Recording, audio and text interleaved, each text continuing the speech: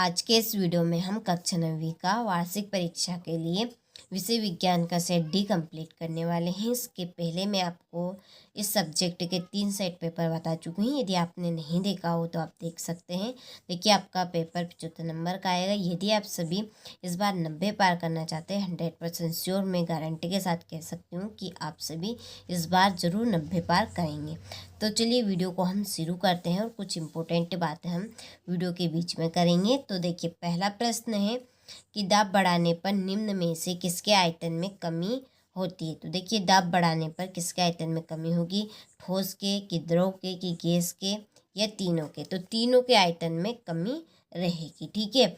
और इसके बाद में है दूसरा प्रश्न कि 2 या 2 से अधिक परमाणुओं का समूह कहलाता है। तो 2 या 2 से अधिक परमाणुओं का समूह क्या कहलाता है, यौगिक कहलाता है। तीसरा है, एक तत्व की परमाणु संख्या केंद्रक में स्थित किसी संख्या के बराबर होती है। किसकी संख्या के बराबर होती है, तो प्रोटॉन की संख्या के बराबर होती है। चौथा है, बांध के जल में स्थितिज ऊर्जा होती है। पांचवा है, किसी वस्तु की कार्य करने की दर कहलाती है, क्या कहलाएगी, शक्ति। ऊर्जा का एसआई मात्रक है, ठीक है। छठा है ये हमारा, और तो ऊर्जा का एसआई मात्रक है वाट, ठीक है। तो चलिए स्क्रीनशॉट आप ले लीजिए, यदि स्क्रीनशॉट नहीं लिया हो तो। इसके बाद में हम रिक्त स्थान कंप्लीट करेंगे। तो देखिए, पहला है कि एक ही तत्व के परमाणु हैं जिनकी द्रव्यमान संख्या भिन्न भिन्न होती है। इसका आंसर रहेगा समस्थानिक। दूसरा है डॉट डॉट सभी जीवों की मूलभूत इकाई है। इसका आंसर रहेगा कोशिका। तीसरा है श्रव्य तरंगों की परास डेडेडेस होती है। तो श्रव्य तरंगों की परास कितनी होती है, 20 हर्ट्ज से 20,000 हर्ट्ज। चौथा है ठोसों की अपेक्षा द्रवों में विसरण की दर डेडेडेस होती है, अधिक। और पांचवा है बर्फ का गलनांक डेडेडेस केल्विन होता है, कितना, 273। छठा है पदार्थों में संपीड़ितता का गुण डेडेडेस अवस्था में अधिक होता है। तो इसका आंसर रहेगा आपका गैसीय अवस्था में, ठीक है। चलिए, तो स्क्रीनशॉट आप ले लीजिए यहाँ से। अब हम बढ़ेंगे अगले प्रश्न की ओर। तो देखिए, हमारा अगला प्रश्न यहाँ पर दिया है, सही जोड़ी बनाइए, ठीक है। तो देखिए, पहली जोड़ी है यहाँ पे रेखित पेशी। तो रेखित पेशी की जोड़ी यहाँ पे लगेगी ऐच्छिक पेशी। दूसरी है कार्य करने की इकाई। कार्य करने की इकाई है जूल। वेग परिवर्तन की दर है अवश्रव्य ध्वनियाँ। 20 हर्ट्ज से कम की आवृत्ति किसकी होती है, न्यूरॉन की। उर्वरक है NPK। तंत्रिका ऊतक की जोड़ी है आपकी त्वरण, ठीक है। चलिए, तो स्क्रीनशॉट आप ले लीजिए। अगला प्रश्न है क्वेश्चन नंबर 1, ककड़नाथ किस जंतु की नस्ल है। तो ये आपकी है मुर्गी की। दूसरा है आत्मघाती थैली किसे कहते हैं, तो लाइसोसोम को कहते हैं। जड़ों से जल एवं लवणों का संवहन किस ऊतक द्वारा होता है, जाइलम के द्वारा। वेग में प्रति सेकंड होने वाली कमी को क्या कहते हैं, मंदन। और सरल आवर्त गति का एक उदाहरण दीजिए, घड़ी की पेंडुलन। गोखरू, गाजर, घास, मोथा किसके उदाहरण हैं, तो ये है आपके खपतवार के, ठीक है। चलिए, तो स्क्रीनशॉट आप ले लीजिए यहाँ से एक वाक्य के उत्तर का।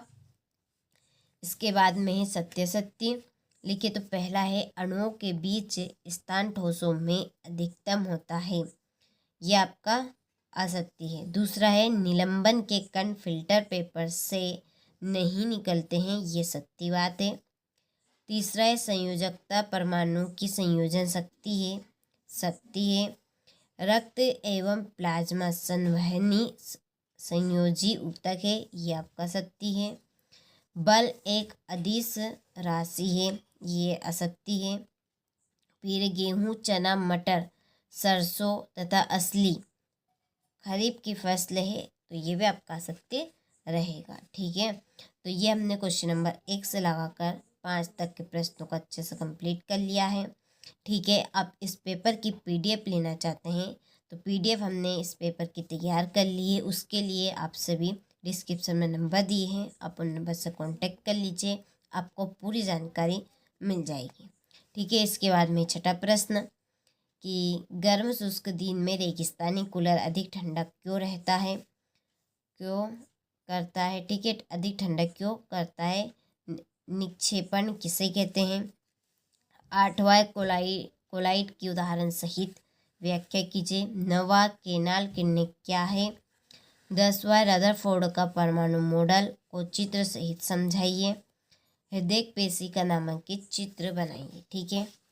चलिए इसके बाद में है पादपों के सरल ऊतकों के कितने प्रकार है, उनके नाम लिखिए। 13वां प्रश्न है असामान्य गति को परिभाषित कीजिए। 14वां प्रश्न है यदि क्रिया सदैव प्रतिक्रिया के बराबर है तो स्पष्ट कीजिए कि घोड़ा गाड़ी को कैसे खींच पाता है। घर्षण से हानियाँ लिखिए। और द्रव्यमान एवं भार में अंतर। उत्प्लावकता से आप क्या समझते हैं। अर्धसूत्री विभाजन क्या है। कार्य शक्ति और ऊर्जा की परिभाषा लिखकर उनके मात्रक लिखिए।